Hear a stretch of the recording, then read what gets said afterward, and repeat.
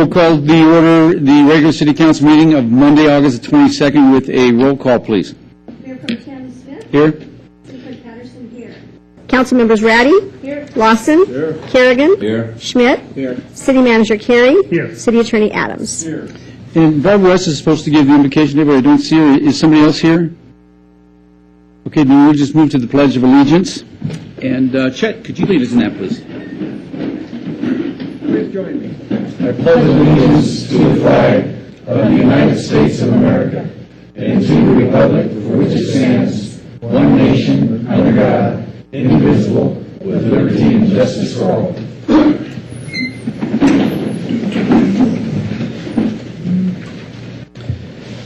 Okay, would anybody in the public like to speak at this time? I don't have any cards, but if you'd like to speak, you're welcome to come on down.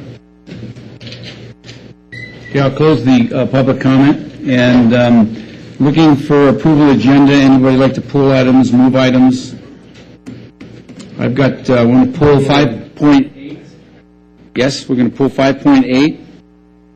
And I'd like to move 6.1 to the end, and I think that's behind 6.5. I don't have that in front of me. And I'd like to move 4.5 up between 4.2 and 4.3. And I think that's it.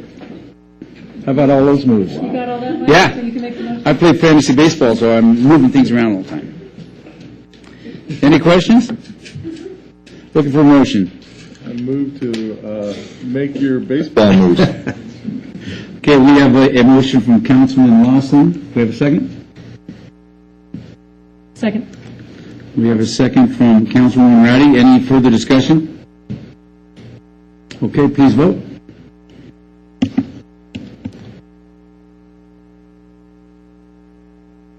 And our system is working today? It's working today. We passed it unanimously. Now, if I can remember these moves, we'll be good.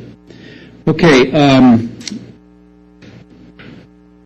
Looking for a motion to approve the minutes of the regular meeting of August 8th, 2011. Any changes? Okay, looking for a motion. Move to approve. We have a motion from Councilman Lawson. Second. We have a second from Councilman Kerrigan. Any further discussion? All in favor? Oh, I'm sorry, go ahead and vote.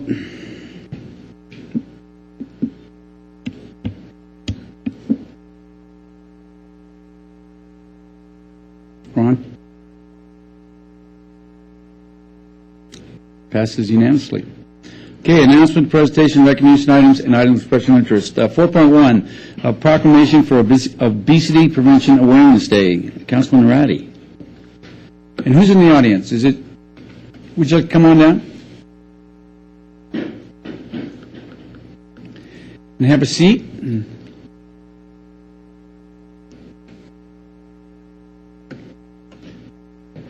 what are your names? Kelly? Melissa Kroll. Okay. Whereas one of every 3 children in Washoe County is overweight or obese, and 3 of every 5 adults in Reno and Sparks are overweight or obese, and whereas unhealthy eating patterns and lack of physical activity are primary contributing factors to overweight and obesity, and whereas obesity can lead to severe and chronic health problems during childhood, adolescence, and adulthood, including heart disease, diabetes, cancer, and asthma, and whereas obesity-related conditions now account for nearly 1 of every $10 spent on medical costs, and whereas there are concrete steps we can take right now as concerned family members, educators, planners, healthcare providers, service providers, and community leaders to ensure that our communities, youth institutions, and places of work combat overweight and obesity by supporting physical activity and promoting healthy eating. Now, therefore, I, Gino R. Martini, Mayor of the City of Sparks, Nevada, do hereby proclaim September 8th, 2011 as Obesity Prevention Awareness Day. Thank you.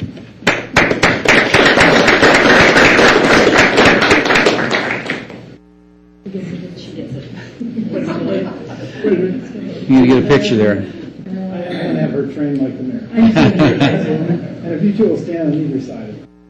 And we're going to do 2 of these. You all can smile.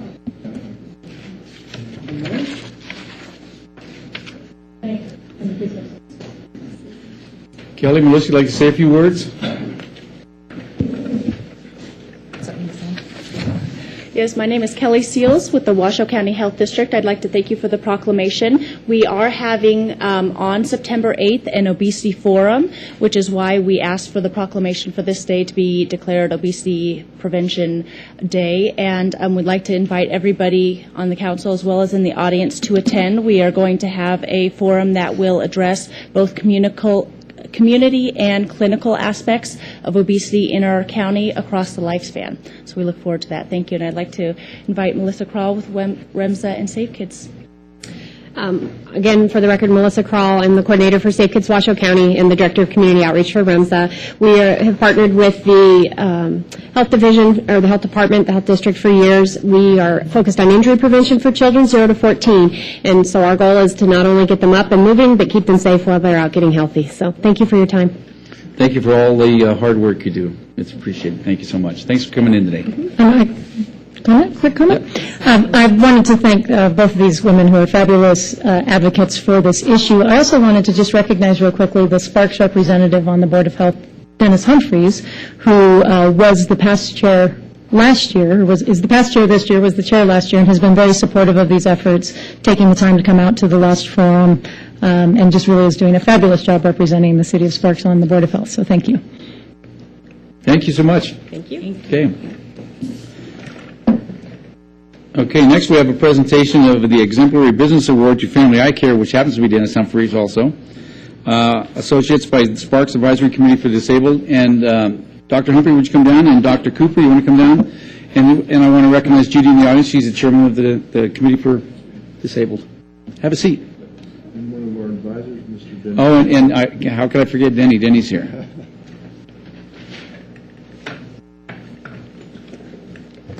Okay, that's me now. This commendation from the City of Sparks.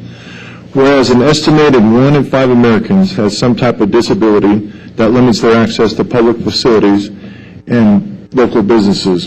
And whereas the Sparks Advisory Committee for the Disabled has determined that Family Eye Care Associates at 1965 Bering Boulevard in Sparks has designed their facility to provide accessibility and accommodations to patients in wheelchairs, meeting the needs of the disabled members of the community. And whereas the doctors and employees of Family Eye Care Associates are knowledgeable, willing, and able to offer assistance with a friendly, polite, and courteous attitude to help people with disabilities. Now, therefore, I, Gino R. Martini, Mayor of the City of Sparks, Nevada, join with the City Council and the Sparks Advisory Committee for the Disabled in commending Family Eye Care Associates for providing extraordinary service and facility to accommodate the members of the disabled community. And what? No, that's good enough. We'll go through all that other stuff.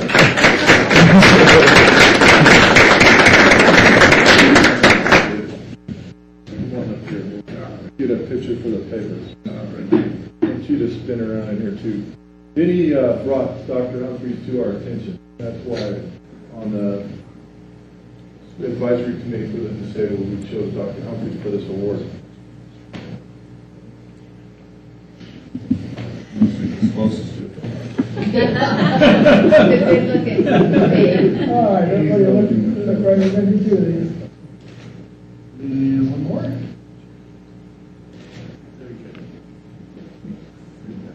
Doctor, would you like to say a few words?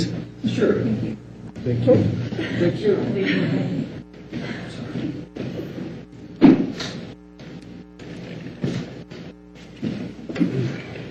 Well, just on the drive over today, I recognized and realized and remembered that this is my 37th year of practice in optometry in this great city of Sparks. So I was very young when I started. Keep that in mind, too. You're still young. When we designed our office, and I appreciate the recognition very much, one of the things we had in mind was access to any and all patients. So in the development of the office, obviously we complied with all the city standards, the parking and the handicap access in the restrooms, that type of thing. But we also designed wide hallways to accommodate wheelchairs going one way or the other. In our purchase of equipment, we always look at equipment that's ADA approved and handicap accessible so that we can take care of any and all patients. I think that well, I should say there are 5 doctors in the office. Dr. Cooper joined our practice about 4 years ago, and all doctors share the same philosophy that I do in taking care of all patients, whomever they might be. But I have to really give a lot of gratitude to our staff as well.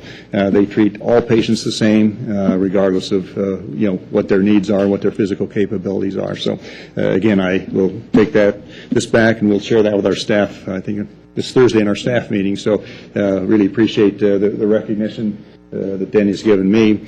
A little side note, Denny actually started optometry practice 37 years ago as well.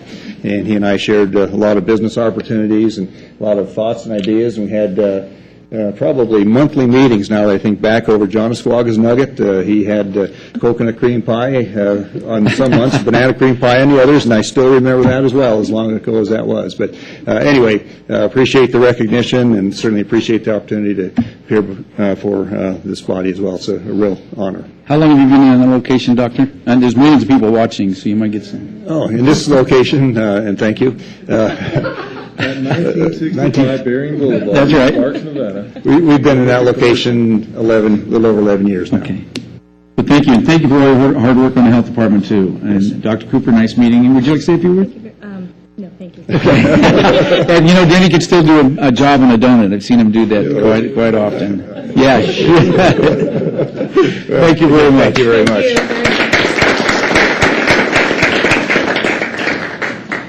Okay, we moved 4.5 up, and Sherry, are you here for this? Come on down.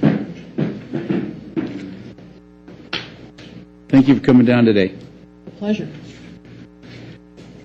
Okay, whereas hunger and poverty are issues of grave concern in the United States, the state of Nevada, and the city of Sparks, and whereas the city of Sparks is committed to taking steps to raise awareness about the need to combat hunger in our city and to provide additional resources that our citizens need, and whereas more than 153,000 individuals in Northern Nevada rely on food provided by the members of the Food Bank of Northern Nevada annually, and whereas Food Bank of Nevada distributed more than 10 million pounds of food in 2010 through its network of food pantries, soup kitchens, shelters, and other community organizations, and whereas food banks across the country, including the Food Bank of Northern Nevada, will host numerous events throughout September to bring awareness and attention to encourage involvement in efforts to end hunger in their local community.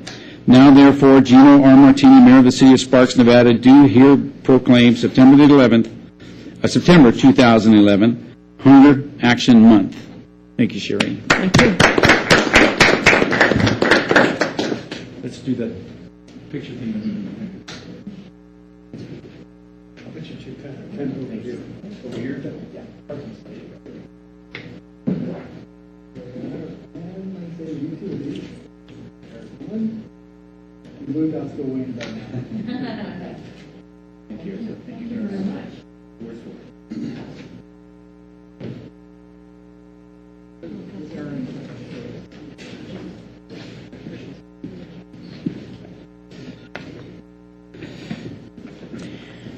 Thank you. For the record, Sherry Jameson from the Food Bank of Northern Nevada, and as always, we deeply appreciate the support of Sparks City Council and the City of Sparks. This is a chock-full month for us. For the last several years, we and our partner, Feeding America, the nation's food bank network, and food banks around the United States have called this Hunger Action Month and have done a great deal of work in Congress and state legislatures and, communities around the United States, just like this one, to make sure people are aware of the issues of hunger in our community. And when this proclamation was prepared for you, the final numbers were not in for the number of people we served this year, and it's actually just over 190,000 people across Northern Nevada, 80,000 square miles. And to me, that's pretty stunning. That's more than 1 in 6 people in the north. It is much similar in southern Nevada. More than 70,000 of those were children that we served through Kids Cafe program, summer and after school meals, high school food pantries, the backpack program for kids. 1 in 5 children in this state lives in a home that does not have enough money to put food on the table every single day, a complete meal. I think that's kind of stunning to each of us to consider that this is our state and those are the numbers. And child hunger is a particular, passion of mine. We cannot grow children to be the strong citizens that we need in this state to make a future without kids that can learn. So that's really what it's about for us, and the fact that 25% of the seniors that live in this state also live in situations where they don't always make it to the end of the month. The money runs out first. So those are, we have significant programs focused on seniors also. So we just want to say thanks for your tremendous support always. A number of years ago, Sparks City Council gave us a little money to get a food stamp outreach program started. And I will tell you that much to our amazement, this past year we were able to help families who are eligible, and eligible families live at 100% of poverty. What that is about $1,000 for a family of one, so $12,000 a year, a little bit less. We help people connect with about $16 million in federal nutrition benefits that you and I paid for when we pay our federal income taxes. So we brought that money back home, and that is being spent at grocery stores in our community. So it's kind of economic development for low-income families and for the communities and grocery stores that are in their neighborhoods also. So we appreciate that support. It was enabled us to help start what has become a nationally recognized outreach program. So we share that appreciation of the nation with this community and with the state that helped develop a program that's helping people all across the United States. So these are Make Hunger History bracelets. I hope you'll be kind enough to wear them for the month of September, and just in case somebody asks you, what the heck is that orange thing on your wrist, and you can say, Food Bank of Northern Nevada, it's Hunger Awareness Month. Go look up at their website, and I hope you will too. There's a ton of activities that we have planned and easy ways to participate, so that's why we're here today, and we're very grateful to you. So thanks very much. Sherry, thank you so much. I'm always amazed at the generosity this whole region shows with the food drives. I know we do it at where I work. I know the rodeo does it. Everybody really kicks in, and it's a cause everybody's aware of, and especially in these times. So thank you so much. And you know what? It just occurred to me, and I should have said this at the beginning.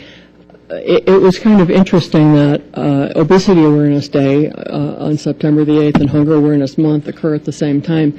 And you can say obesity and hunger in the same sentence. Many children and families who experience hunger are overweight because the resources they have to be used to get the best caloric bang for their buck, which often is high-fat, high carbohydrate food, which makes them full, but it doesn't make them healthy. So thank you for supporting both of those causes. And I hope you have a wonderful afternoon. Councilwoman Ratty? I can't let Sherry Jameson leave without saying publicly that the food bank is one of the best-run, if not the best-run, nonprofit in town, and the efficiency with which she uses all that generosity to make sure that the most people get served continues to impress me. And I just want to say that, this is an agency that is making a huge difference in our community, and much of it has to do with the woman sitting before us. So thank you for all that. I am very honored that you would say that. Thank you very, very much. Thanks, Sherry. Thank you.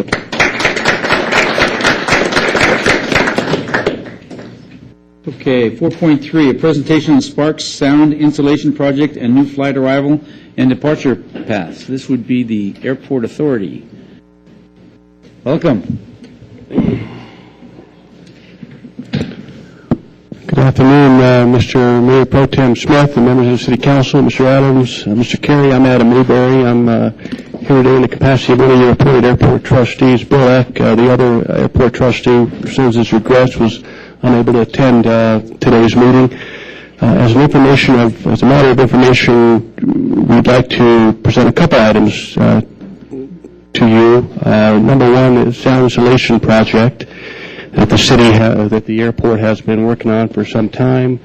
This is really a very positive program that's impacted and improved the quality of life for many Sparks residents.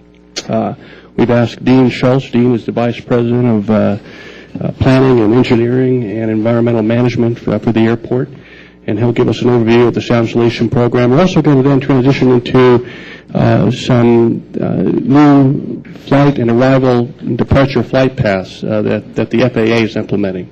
As soon as that airplane lifts off the ground, it's in control of the FAA. The federal government controls the nation's airspace, not the airport.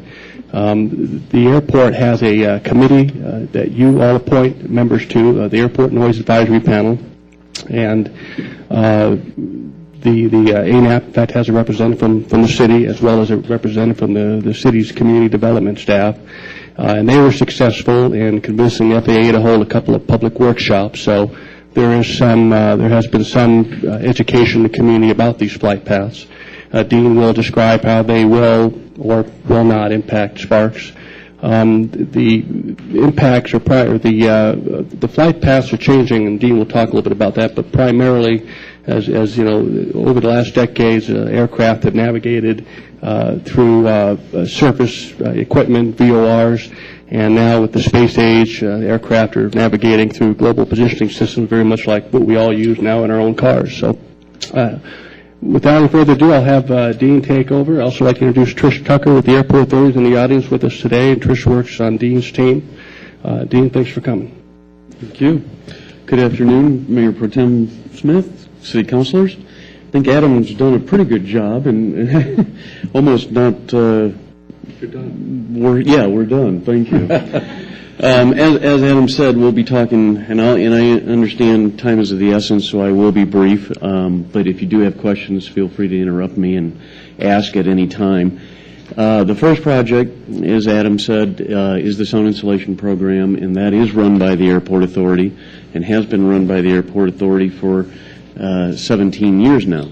As you see at the top of the slide, we started the program in 1994, and it's an outcome of a Federal Aviation Regulations Part 150 program that the airport voluntarily entered into back in the late 80s. It took us a few years to get the program up and running, but we have been doing quite a bit of good work, and I'll give you some of the numbers towards the end here. But the Part 150 program is important because it takes a portion of the Aviation Trust Fund, and the next bullet here you see no local tax dollars. The Aviation Airport Improvement Program Trust Fund is funded by user fees that are assessed on passenger facility or passenger tickets, air cargo way bills, fuel, oils, and a number of different other things that are related to aviation. That money is put in a trust fund and then redistributed to local communities through airport improvement grants. The FAA contributes 93.75% of the monies needed, and the Airport Authority, out of our own O&M budget, contributes 6.25%. It's important to make sure that everyone understands that we are not soundproofing homes. That would be virtually impossible. What we're trying to do is sound insulate them, in other words, reduce the noise that are inside the home, but we would never be able to get to a soundproofed home. And the goals that we try to achieve, are actually federal requirements. We have to achieve an acceptable interior noise level of no more than 45 decibels. And we also have to, through the improvements, reduce the noise levels on the interior by at least 5 decibels. Now, it doesn't sound like a lot, but the way noise is measured logarithmically, it is a substantially perceived difference in the noise. And we take surveys at the end of each phase, and we get many, many comments virtually from everyone how much the noise has been reduced through our improvements. Not to bore you with the process, but it essentially takes about a year once the applications are completed to the time we finish each of these homes. What we do, we remove and replace all of the doors as well as all the windows. We try to, in as many cases as possible, replace like for like. If it's an embossed door, we will try to find an embossed door to match that. If it's a casement window, or in other words, the hand crank, or a double hung, single hung, we will try to replace those as best we can. And then we also replace the sliding glass doors with acoustical. And just to give you a perspective, the windows that we put in are triple pane windows, and the frames themselves are about 6 inches thick. So these are very substantial windows that we're installing. And then depending on the home itself, we do a number of other things. We add smoke detectors if they don't have them. We want to close up all the holes, the exterior penetration, so chimney camp dampeners, gable vent baffles. If it has a range hood that exhausts to the exterior, we'll install a recirculating range hood, and a number of other things. But most importantly, the last two bullets there is that we bring those portions of the home that we're working on up to current codes. For instance, if there's inadequate egress because it's an older home, we will cut down the window and bring that home up to code on the egress. This is very difficult, and I don't want to spend a lot of time on this, but the blue line that you see there is what is the basis for determining the area that's eligible for the sound insulation program. That is our 65 decibel day-night noise level contour. The FAA considers 65 decibels to be the threshold of incompatibility for noise-sensitive uses, residential, hospitals, schools, those kinds of things. But it's a technical analysis, so it cuts through properties and doesn't follow geographic boundaries well. So we created the squared off, or the red boundary, and you see in every area that there are residential or noise-sensitive uses, it goes out beyond the actual contour itself. Focusing in on what Sparks, where we're working in Sparks, this yellow boundary is the area that's eligible for sound insulation within Sparks. Essentially, El Rancho Drive to the west, Rock Boulevard makes up most of the east side, and we go well beyond Green Beret and Audi Boulevard to the north. Now, what have we done and where are we going? To date, we've completed 1,429 homes in Sparks at a cost of nearly $20 million, which averages out to about $14,000 per home. We're currently in construction as we speak. They're out replacing doors and windows today in the Sierra Woods apartment for another 302 residents. And before the end of this construction season, we'll have another 163 homes completed in phase at 4 apartments and 66 single and multifamily apartments. So in total, this year alone, we'll do about 465 units in Sparks. Looking forward, next summer, we've already got a little over 300 homes signed up, and we're working on the designed improvements for them, and we'll make those improvements as we go.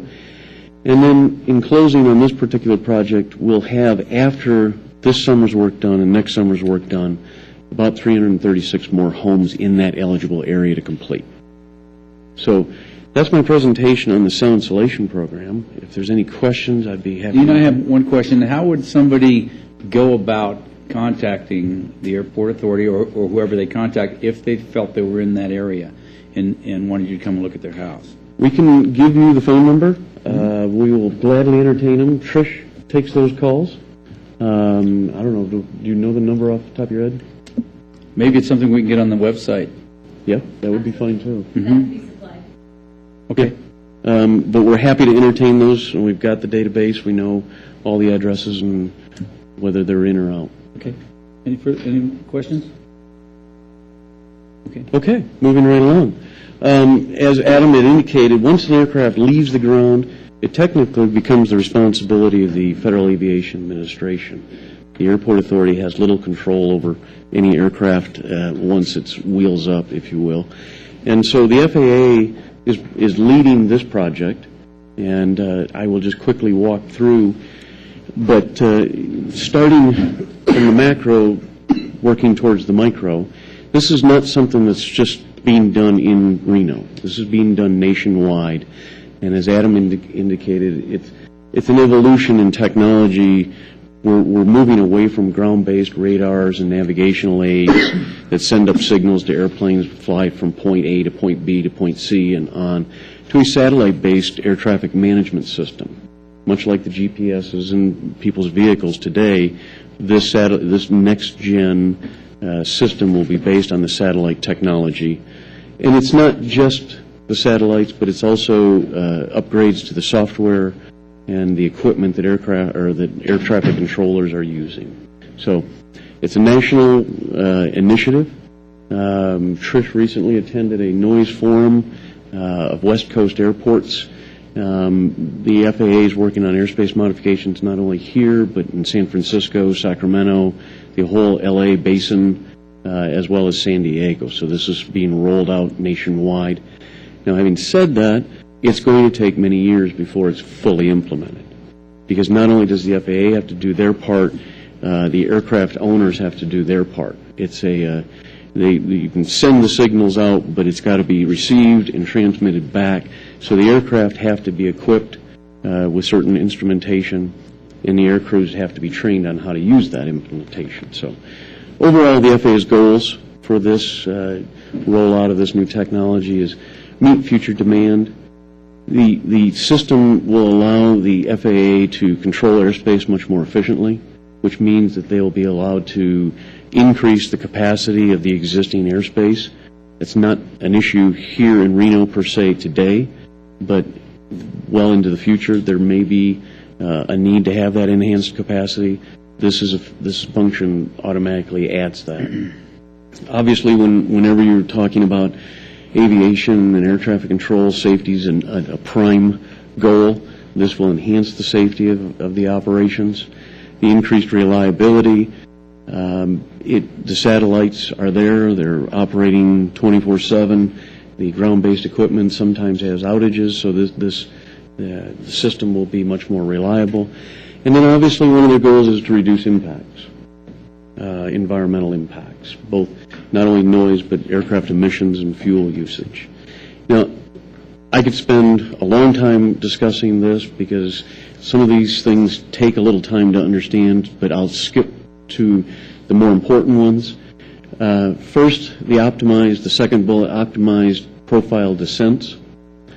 The FAA has come up with systems now that almost allow aircraft to glide in from high altitudes and land on the runways. It's a much more efficient system than what we use today. Today we use what's called step downs.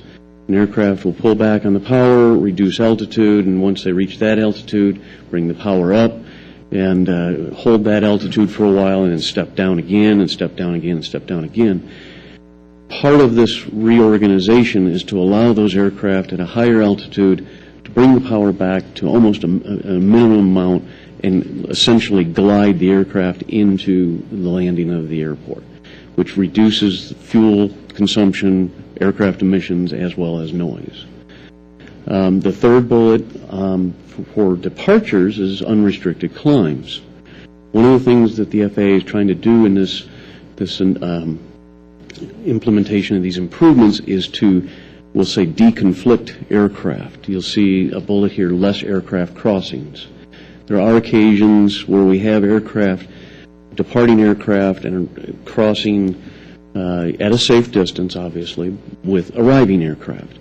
The rearrangement of the airspace allows those crossings to be minimized or reduced, which then in turn allows the departing aircraft to climb at an unrestricted rate. In other words, they're not artificially held down so that an aircraft arriving can fly over top of them. That way they get out of the airspace quicker, more efficiently. And then obviously the benefits again is a reduction in the noise, a reduction in the fuel use, as well as aircraft emissions. Do you know that the noise was created by the powering up to take off, to climb faster? Well, that was a problem in the past. Departing aircraft are noisier than arrival aircraft. But in this case, when we say the unrestricted climbs, they're not using any more power than they normally would to climb to those altitudes. It's in this case, they don't have to stop climbing, level off, artificially be held at that altitude, so another aircraft can pass over and then start climbing again. They can continue that smooth departure climb and maintain that so they can get to the cruise altitude quicker without as much power on, power off type arrangement.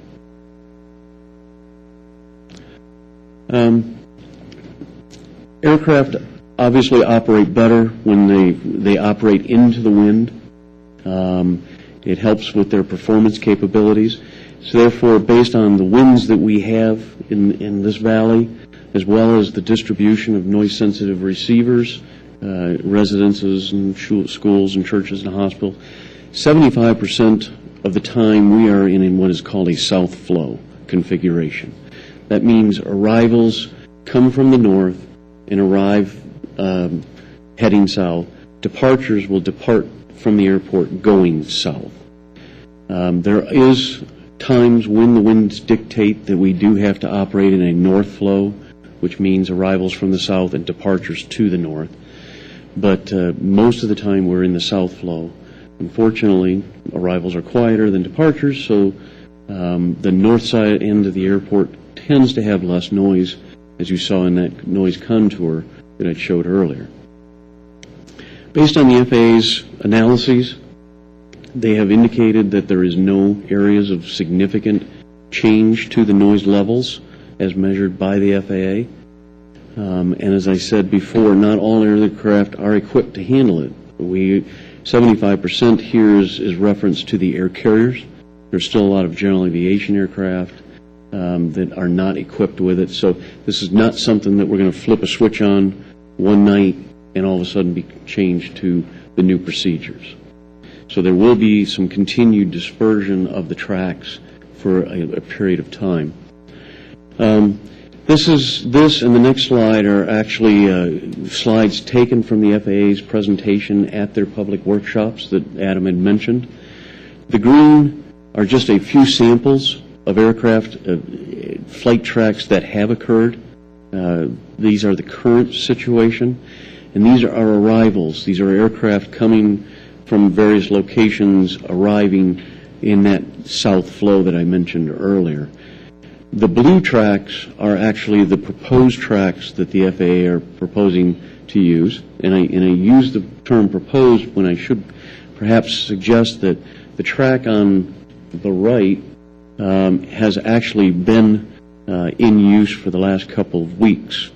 And based on our noise and operations monitoring system, we have not noticed any change in complaints or call-ins.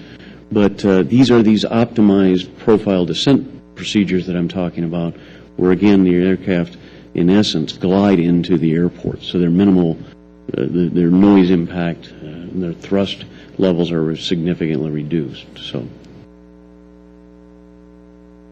Councilman Schmidt? Mayor Pro Tem, just wanted to double check. You said these are approaches or takeoffs? These tracks are approaches. Approaches, okay. So these are aircraft coming from other parts of the country, landing, and I don't know how to show you but 70 or not. 75% of all approaches are in this are going to be in this configuration now. Yes. Okay.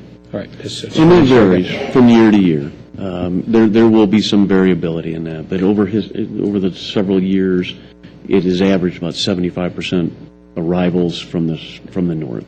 And the purpose of changing to just the 3 or 4 approach things is for the satellite ability to go ahead and decrease the time, or is that? It makes it more efficient for the FAA to manage the traffic. Again, it's these optimized procedures that if you can meter the aircraft to be at an altitude, at a speed, at a certain point, it's like a slide at a playground. It only goes one way. So it makes it much more efficient. Thank you very much. Thank you. Now, the next slide are departures. So when we are in a north flow and we have departures going out of the airport to the north over Sparks, again, the green tracks are historical, and this is just a small sampling of the tracks, but these are representative of the variability of how all the different aircraft may depart the area. And I think you can see that there are certain patterns to this in that they're going to certain destinations. If focusing on the top of the screen or the top of the slide with the 3-pronged fork there, aircraft will depart straight out to a point, and then depending on where they're going, the fork on the left will be the Bay Area, generally speaking, or coming back to go down to Los Angeles, Southern California. The middle fork going northerly is heading towards Seattle, Spokane, Portland area. And the fork on the right is the Boise and north areas, primarily Boise. But the most unique and newest addition to the tracks is obviously the one in the lower right. And let me zoom in on that so that we can talk specifically about that. Large. Is there a cursor there that comes up? There we go. This may be too enlarged, but You could use that cursor if you Oh. need to. okay, perfect. As everything has improved over time, aircraft performance has improved over time. Aircraft engines, their wings, everything about an airplane has gotten better so that it climbs better and performs better. We have a lot of aircraft that are now reaching a minimum safe turning altitude before reaching the north end of our runway. When they start on their takeoff roll on the south end of the runway, they're already at 500 feet or more by the time they reach the north end of the runway, and are capable of making turns at that point, according to federal regulations. So this track has been developed in order to take advantage of those higher performing aircraft and let them make a quicker turn, exiting the valley, if you will, in a shorter time frame. This procedure will be limited to daytime use only, and it will be limited to those aircraft that have the capability to meet certain climb criteria. So it's not going to be a track that's going to replace all other tracks. This will be used, our air traffic control manager has indicated, potentially 15 to 20 times a day, while if over the course of a whole day we're in a north flow configuration. Now, it is different than previous tracks, but what it will do is reduce many of those green tracks that you see that are now currently flying 5 to 10 miles north in this area, and then turning around and flying back over the city to head south to areas like Dallas or Salt Lake or other areas. So that Vegas would be another destination. I lost my cursor. There it is. So a lot of these tracks would then be removed and no longer flying if those aircraft use this track. But as I said, not all aircraft are capable of doing it. It won't happen at night. So there will still be some of these green tracks and some of this. Mr. Carey? Point out some of the landmarks that would be associated with the new track. Is it south of Interstate 80? It will be primarily south of Interstate 80. Okay. It's a little hard to tell. This is McCarran Boulevard, Gotcha. which would make Sparks Marina under the K and the S here. You can see a little bit of the marina right there. Yeah. Oh, I'm sorry. There's part of the marina there. Okay. Now, this would be the northernmost edge, and that's why this is shown as a wider track than the others, because it will depend on the starting point of the turn. Thank you. Councilman Schmidt? Mayor Pro Tem, just how does this affect your Part 150? Well, it doesn't. This is a little difficult to explain. The contour itself is based on an annual average day. So what is the noise contour is generated by taking all the operations over the course of a year, and then averaging that out, or in other words, dividing by 365 to come up with an annual average day. And then that contour is made up by all aircraft operations. So based on the number of operations assumed to use this new track, it doesn't change that contour. It doesn't move that contour. So even though it's reasonable to have a higher noise level at takeoff on this path? It wouldn't change the contour at all? I'm quoting the FAA on this because it's their analysis, but yes, that's what they have said. Okay. Thank you. More questions? Well, Dean and Trish and Adam, thanks for coming down and keeping with your commitment to update us, and we appreciate that. Thank you very much for your time. Thank you. Thank you all. Yes. Is there a presentation on flights, new flights and things like that today? Was there any presentation on new flights or flight routes other than this? Any statistics? Okay, all right, thank you. But certainly, if any of you have an opportunity and you want to meet with staff separately on any aviation issues, we'll be happy to entertain that. No, I just misread it. I thought new routes was talking about routes of airlines and what's happening in that area of things. So thank you. Thank you. Okay, presentation of the 2011 update to the Sparks Flood Response Action Plan. Chris, how you doing?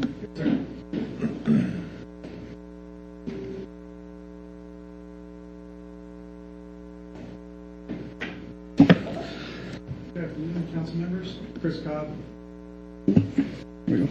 Chris Cobb, Capital Projects Manager for the City of Sparks.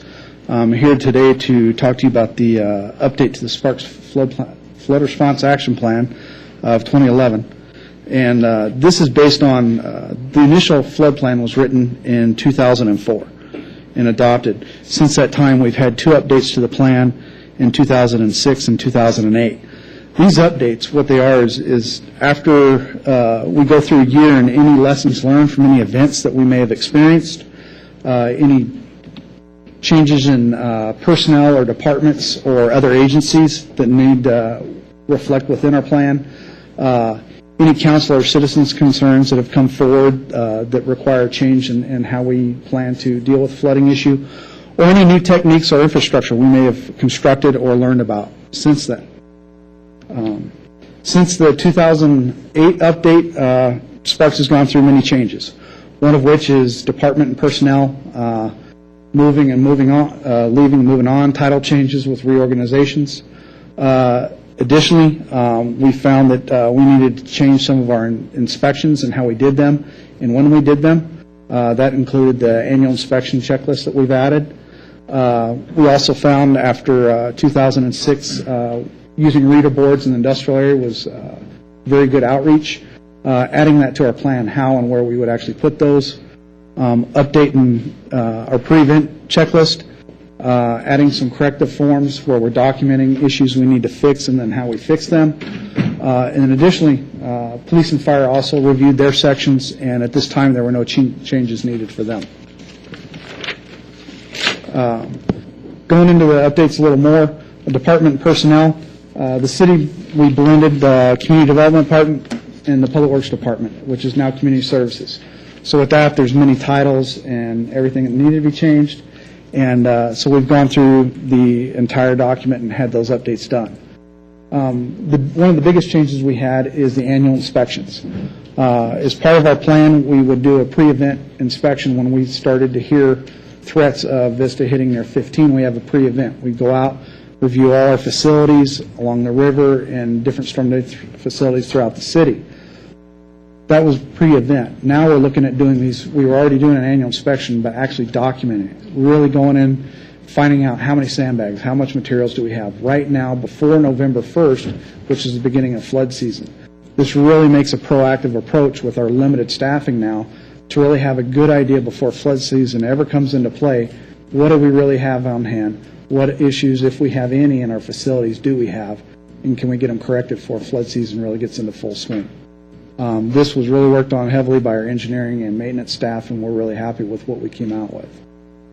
Here again, I think it makes us a very proactive group dealing with our citizens' concerns in flooding.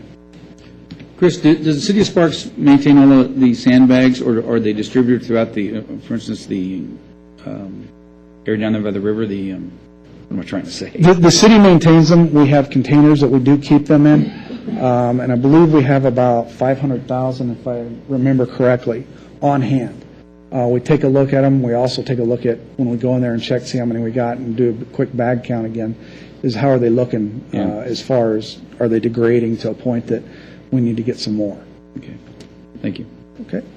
The addition of the reader board location maps, just so that some of us don't get hit by a bus, knows where they're supposed to go. We actually included the map now where these reader boards will go. What they'll say is area prone to flooding, possible river flooding, monitor weather, so that if we're getting reports that we're getting close to 15, a lot of times we're already doing a lot of public outreach, working with the radio and the news. But one of the biggest feedbacks we have from 2006 is when we put these reader boards out in the 8 points of entry into the industrial area, is people really took notice right away. What we do is we pay attention. If it's after and it's getting to evening hours or an afternoon commute, we'll actually have the reader boards facing in. So as people were leaving the industrial area, they'd see this.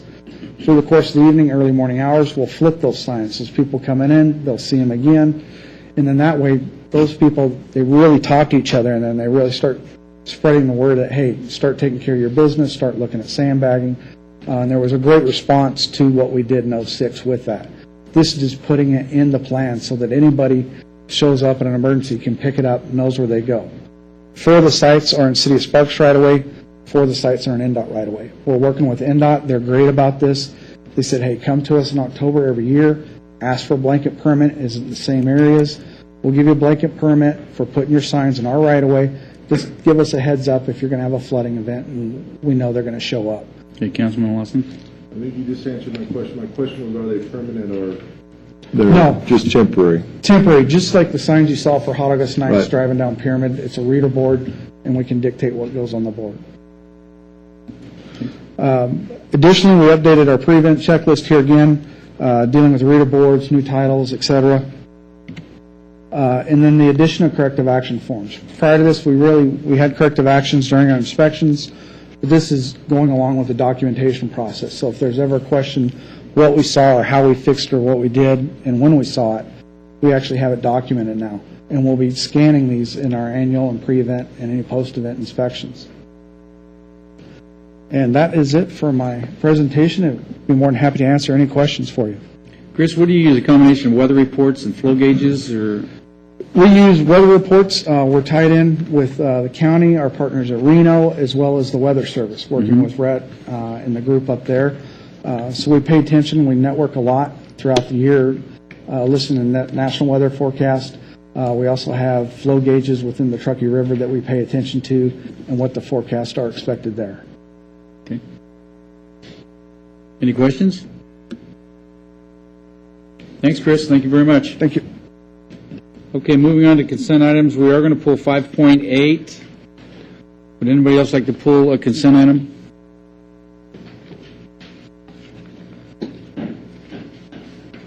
Okay, looking for a motion?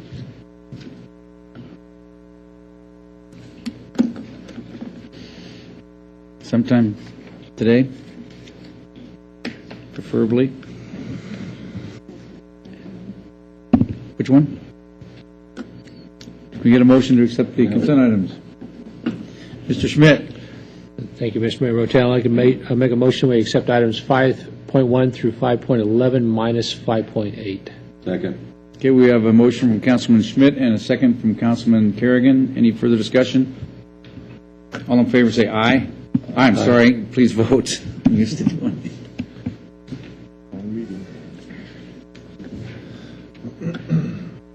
Okay, passes unanimously. We move on to 6.1.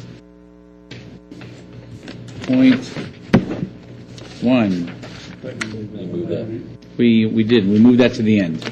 Okay. We're looking at 6.2.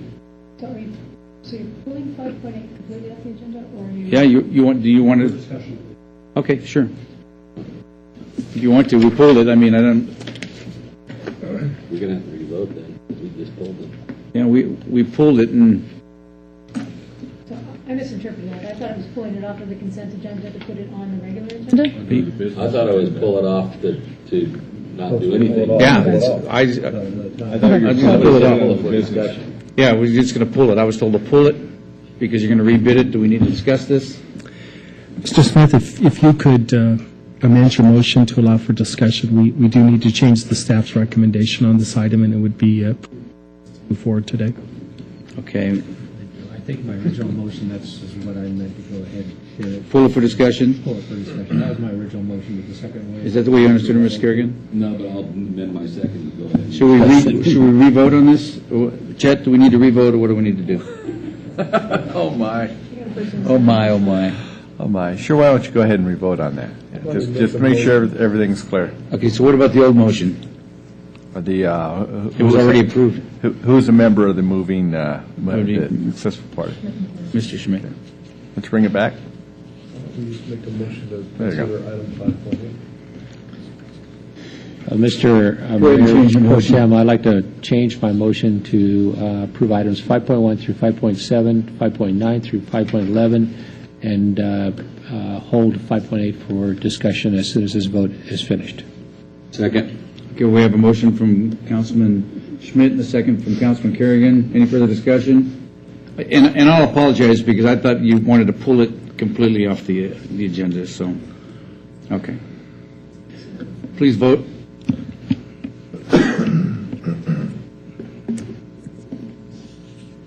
Okay, passes unanimously. Dan? Thank you. That represents this item perfectly. Dan Mayer, Contracts and Risk Manager for the record. We are before you today. Originally, we were looking for you to go ahead and award this project. It was a very typical bid with respect to how the city does business. However, with all things legislative, the legislative session has done a number on us, and one of those was change the rules with respect to how contractors may bid projects and details within their bids that must be present at bidding time. The City of Sparks has amended their bid forms to deal with the state law. However, the contracting community is a little bit slower to catch up, and there was an issue with respect to how subcontractors are listed in public works bids that requires us now to recommend that you reject all bids that we received on this project, the Liskey project, defined as bid number 1112-003. We caught this late in our review, our due diligence that we do with all bids, and determined that rather than run into a potential issue down the road, finding us in violation of a new provision of NRS 338, it was better to come to you, recommend rejection of all bids, and start over. To that end, anticipating that you will do so, we are already planning to be on the street as of Wednesday with a new bid with a similar project, slightly amended so that the numbers aren't so predictable. But we anticipate coming back to you in the next 30 days with a new recommendation of award for this project plus a little. With that, Chris or I are available for questions.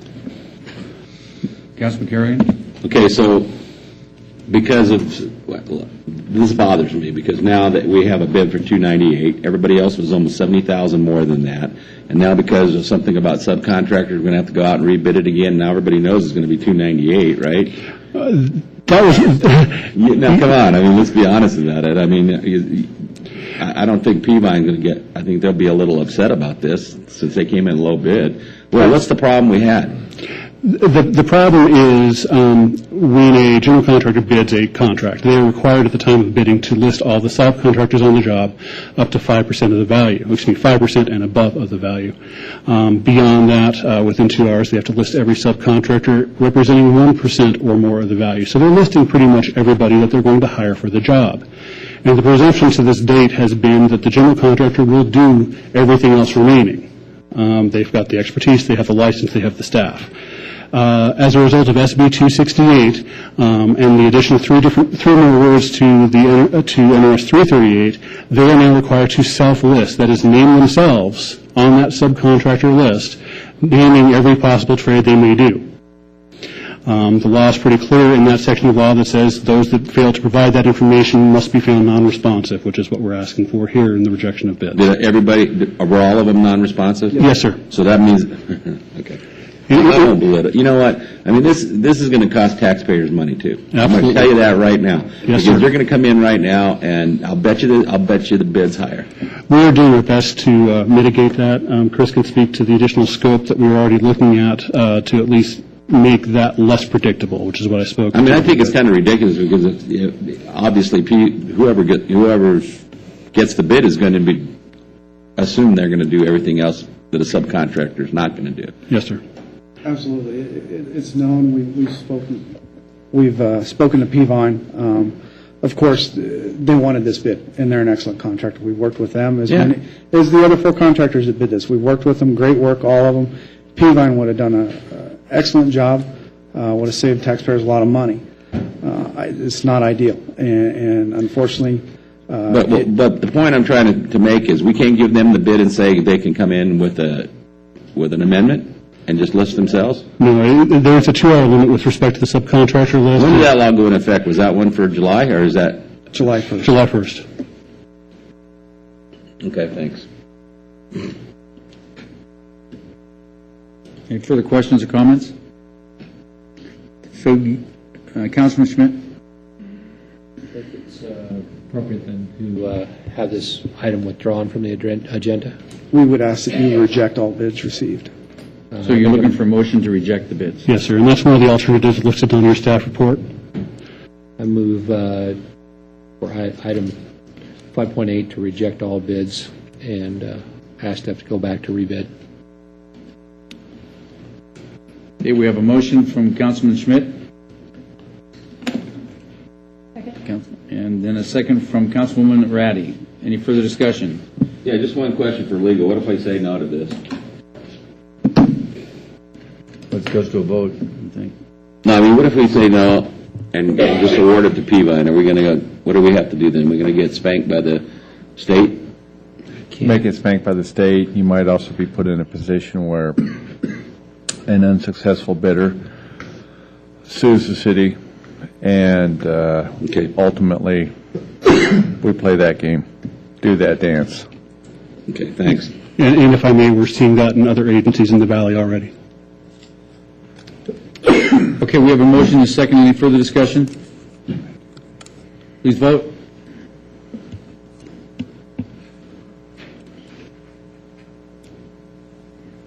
Okay, it passes unanimously. Thank you. Thank you.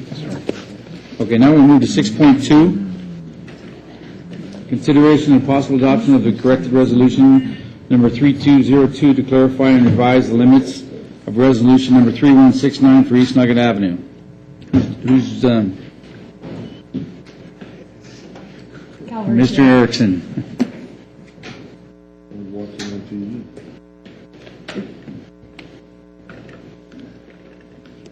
Hi, John. Mayor Pro Tem, City Council, I'm John Erickson, Transportation Manager. There is an amendment to the staff report on the date of August 28th, 2008. Outlined in the background section is incorrect. It should be August 25th of 2008. The item before you today is a corrected resolution for East Nugget Avenue. The roadway segment is located on the south side of I-80 from McCarran Boulevard eastward to the existing end of pavement. The reason for the corrected resolution is when staff was preparing a right-of-way certification for an upcoming RTC project, 3 questionable areas were identified. The first was an error in the position of an angle point depicted in the original resolution.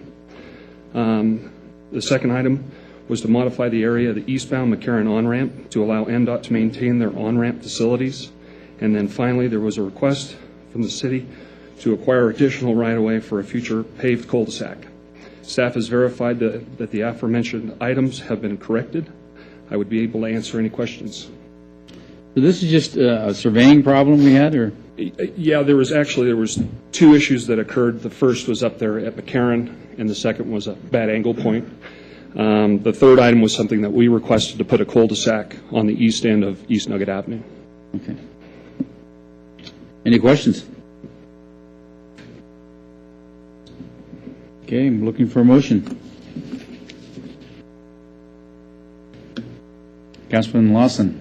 To adopt the corrected resolution 3202 to clarify and revise the limits of resolution number 3169 for East Nugget Avenue. Councilwoman Ratty. Second. Okay, we have a motion from, any further discussion? We have a motion from Councilman Lawson, a second from Councilwoman Ratty. Please vote.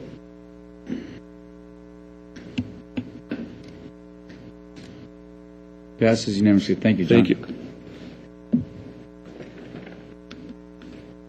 Okay, 6.3.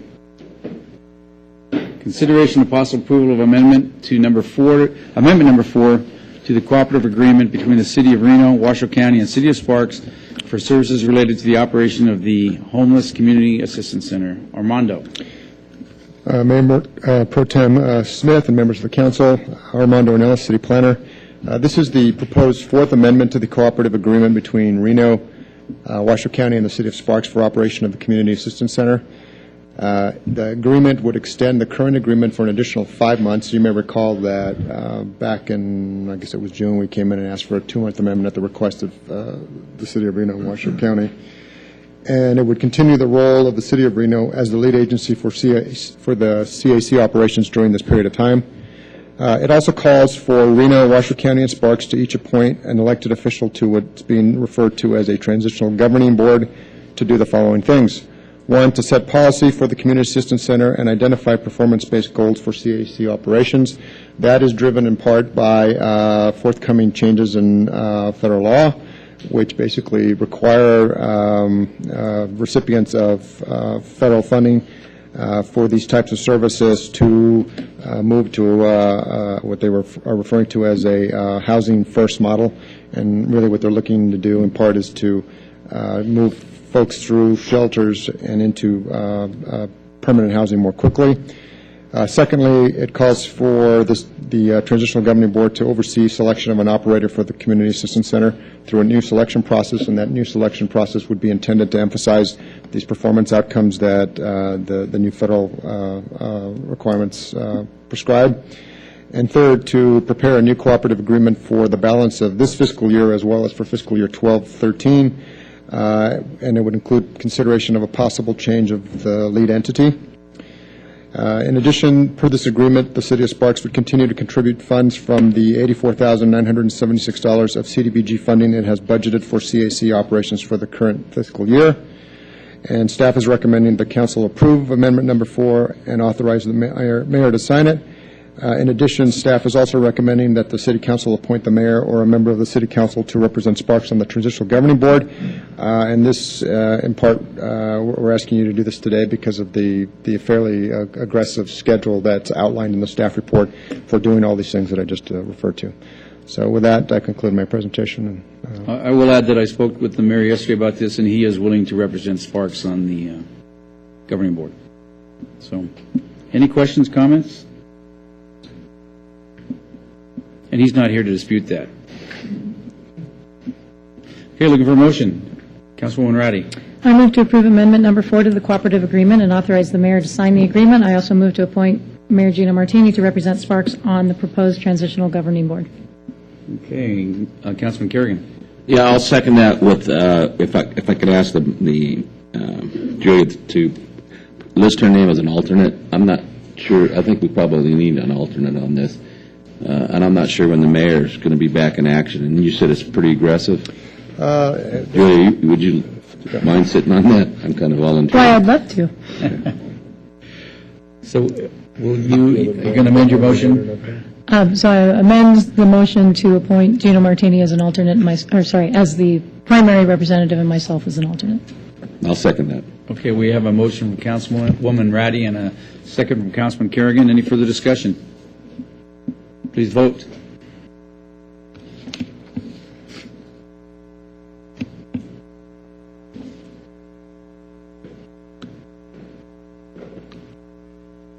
Passes unanimously. Thank you, Armando. Thank you. Okay, 6.4, consideration and possible adoption of Resolution 3203 authorizing the transfer of City of Sparks 2011 state volume bond capacity of $4,707,000 or $707,310 to the Nevada Department of Business and Industry for first-time homebuyers programs offered by the Nevada Housing Division and Nevada Rural Housing Authority. George. Good afternoon. Thank you very much, Mayor Tim, and for the City Council, George Graham, Housing Specialist for the record. I am coming before you as I have in previous years. This is the annual allocation of our bond cap authority, and I ask that we approve or accept and approve consideration. We split it 50% between both entities, be it Nevada Housing Division and Nevada Rural Housing Authority. They offer different options for homeowners in the city of Sparks community, and they both administer a very good housing first-time homebuyer program, and I just ask for your approval for that it might be able to be available to the city community. So if there's any questions of it, I can answer any questions at this time. Councilman Kerrigan. George, nobody else has asked for any of the CAP bond? No, no one So else this had is- asked. Yes. Okay. No one, I checked that before. Yes. Any further questions? Councilwoman Ratty? I'll make a motion I move for adoption of Resolution 3203 to authorize the transfer of the city's 2011 tax-exempt bond volume capacity to the Nevada Department of Business and Industry to be equally split between the Nevada Housing Division and the Nevada Rural Housing Authority for the purpose of supplementing their first-time homebuyer programs in the Sparks community. Councilman Lawson? Second. Okay, we have a motion from Councilwoman Ratty and a second from Councilman Lawson. Any further discussion? Seeing none, please vote.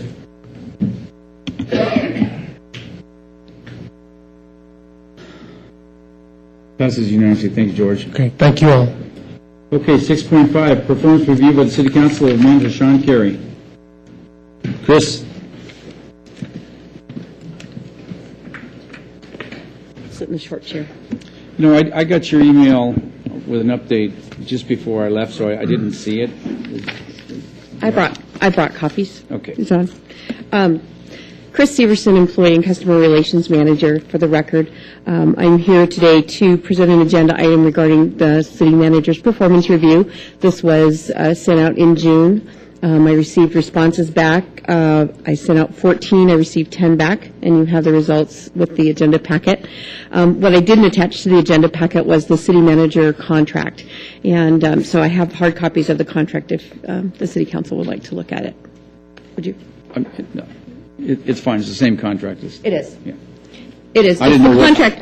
It's the contract that was written in 2004 and has been extended since then. So, Chris, with the that- only Yep. question I have is, it says the term of this contract is for a 2-year period. That doesn't mean it's a 2-year contract. We're just extending it for another year. Is that right? It's been extended for 2 years through 2012. Last year it was extended for 2 years. But he has a But it's a yearly- 1 year. He has a 1-year contract. The contract actually says that the term of the contract is 2 years. It's, Mike? Yeah, so we can just. So what we could do today is extend it for another year, correct? Correct. Okay. So it'll be good to 2013, is that right?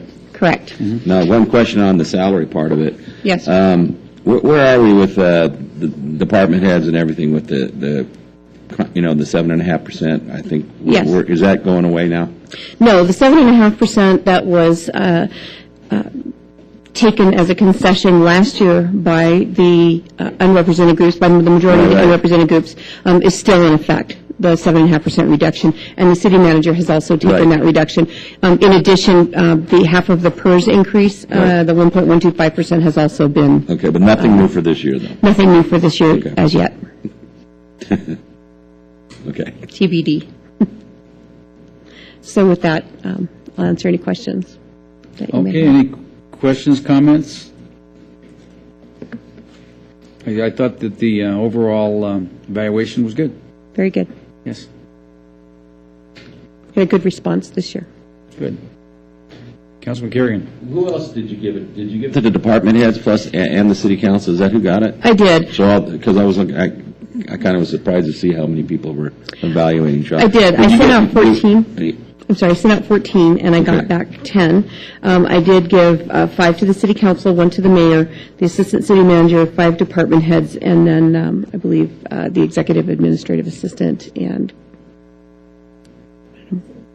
city clerk. Thank you. Okay, thanks. Well, Sean, I just want to, start off by saying, I think you've done a great job this year. This is for the last 2 years, working with the budget, working with our Sparks initiative.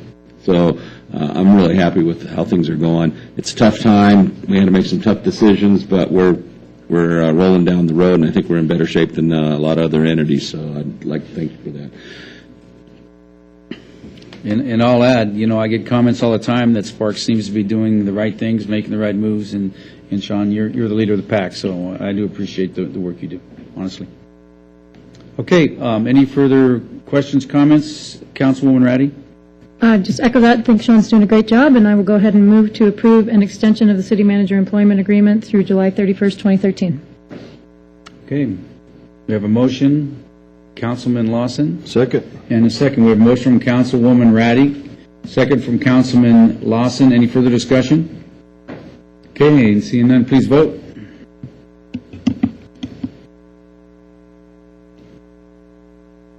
Passes unanimously. Thank you, Sean. Just wanted to express my thanks to the city employees for a lot of what occurs in this organization comes from them, and I wanted to thank the mayor and council for your support today. Thank you. 6.1, consideration and possible approval of the mayor's recommendation of appointment to the Washoe County Home Consortium Technical Review Committee. Who's, yes. Yes. City manager's report. The mayor has reviewed the applicants for the Washoe County Consortium Technical Review Committee. This is an important committee that does help decide many of our region's housing issues for the affordable or transitional housing programs. The mayor has recommended Angela Foos for this position. Angela is present today if you should have any questions, and she's ready to assume this assignment with your positive recommendation. Angela, why don't you stand up so we can see who you are? Thank you. Would you like to say a few things? I wanted to introduce myself. For those of you who don't know me, my name is Angela Foos. I am a resident of Sparks. I've been here as a permanent resident for the last 4 years. I'm also a commissioner on the Park and Rec Commission. I've been in the land use planning field for the last 11 years. I've worked both in the public and the private sector, working on a handful of senior and affordable housing projects, and I look forward to learning more about the funding side of these types of projects. Thank you. Any questions for Angela? Mr. Kerrigan? No, this is just a general question. You're sitting on Parks and Rec right now? Yeah. Can't we, I think we can only sit on one, is that right? So, did you know that? I did not. Okay. Yeah, These two are in conflict with one another. well, I think you can only sit on one board or commission, so you want to, I hate to tell you the fish are cut bait right now, but you want to think about it? Yeah, Armando? Oh, I'm sorry. Yeah, taking over.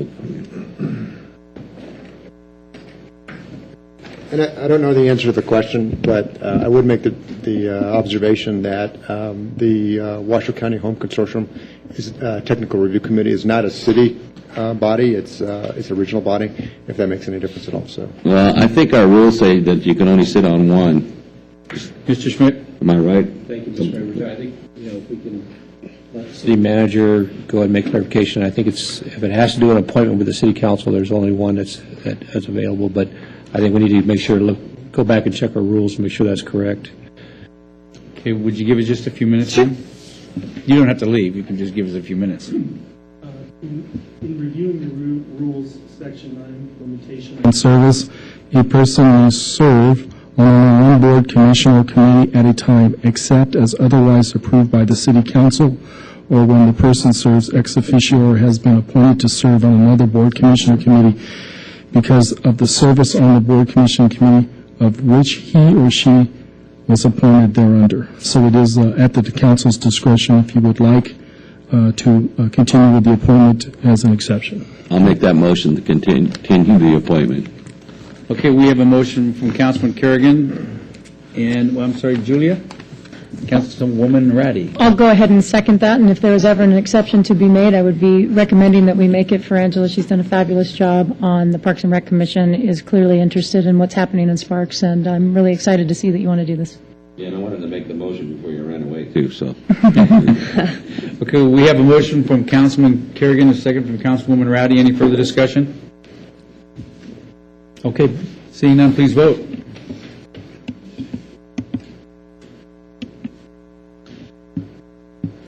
It passes unanimously, and Angela, thank you for being so involved. Sure, thank you. Wish we had more of you. Thank you. Okay, moving on to number 7, we do not have any public hearings or action items. Number 8, planning and zoning, none.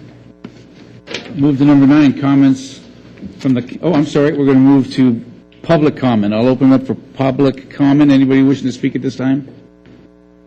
And we'll see no, bring it back to the council for comments from the council and city manager. Councilwoman Ratty. So I had the pleasure this summer of having an intern who shadowed me for his own particular interest in learning how local government works. And so Evan Pristos, who's with us in the audience today, has sat through countless city council meetings, Parks and Rec Commission meetings, Board of Health meetings, a handful of advisory boards here and there, and has just been generally interested in local government, which I really appreciate from a college student level. I'm not sure how much of that we see. And then also, as part of this effort, spearheaded a community service project and recruited 11 volunteers to help pull weeds in the median between the bike path and Victorian Avenue that was installed last year. And those 11 volunteers managed to clear half of that median a couple Saturdays ago. So I wanted to thank him for, A, his interest in local government, but B, his organizing a community service project in the city, and wish him well as he goes back to college in the fall. So thank you. Thank you. Okay, any additional comments? And I will open up the public comment one more time, if anybody would like to speak at this time. Seeing none, we'll bring it back. The motion to adjourn? We have a motion from Councilman Schmidt. Second. Second from Councilwoman Ratty. Any further discussion? Please vote. Yes. Yes, we're adjourned. Okay. Moving on. We'll call the order of redevelopment agency meeting of Monday, August 22nd with a roll call, please. Chairman Smith? Here. Agency Secretary Patterson here. Agency members Ratty? Here. Lawson? Here. Martinez absent. Kerrigan? Here. Schmidt? Here. Chief Administrative Officer Carey? Here. Agency Attorney Adams? Here. Okay. At this time, I'll open it up for public comment. I do not have any cards. Would anybody like to speak? Seeing none, we'll bring it back to the agency for approval of the agenda. Move to approve. Second. We have a motion from Councilman Kerrigan, a second from Councilwoman Ratty. Any further discussion? All in favor say aye. Aye. Opposed? Passes unanimously. Recommendation to approve the minutes of the redevelopment agency meeting of July 25th, 2011. Move to approve. We have a motion from Councilwoman Ratty. Second. And a second from Councilman Lawson. Any further discussion? All in favor say aye. Aye. Opposed? Passes unanimously. Report of claims and bills approved for payment and appropriation transfers for the period July 7th, 2011 through August 3rd, 2011. So moved. Second. Okay, we have a motion from Councilwoman Ratty and a second from Councilman Lawson. Any further discussion? All in favor say aye. Aye. Aye. Opposed? Passes unanimously. Comments from the agency and Chief Administrative Officer. We're adjourned. Oh, I'm sorry. I'm not adjourned. Public comment. I'll open up for public comment. Anybody like to speak at this time? Seeing none, we are adjourned. They're coming to get you. I know.